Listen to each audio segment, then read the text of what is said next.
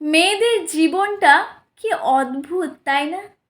এক বাড়িতে জন্ম, এক বাড়িতে সংসার, সব ছেড়ে বাবা মা ভাই বোন, সেই ছোট খেলনাগুলো যেখানে সে বই রাখতো, সেই তাকটা, সব কিছু, নিজের ছোট ছোট খেলনা, নিজের ছোট ছোট গয়নাগাটি, যেগুলো নিয়ে একদিন সে বউ সাজার স্বপ্ন দেখত, সেগুলোই আজ তার থেকে কত দূরে। তারাই একদিন পর হয়ে গেছে।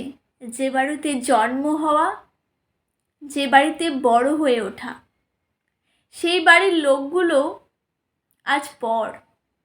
তাদের সাথে দেখা করতে যেতেও তোমাকে অন্যের পারমিশন নিতে হবে।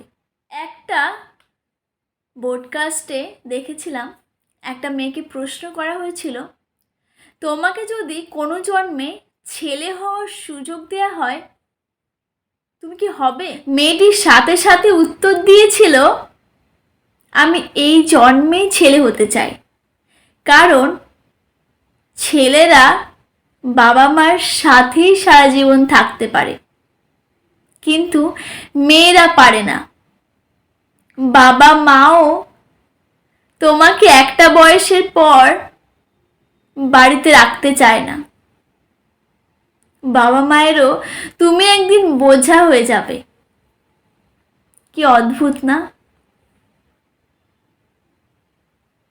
সমাজের এই নিয়ম সত্যি কি কখনো বদলাবে?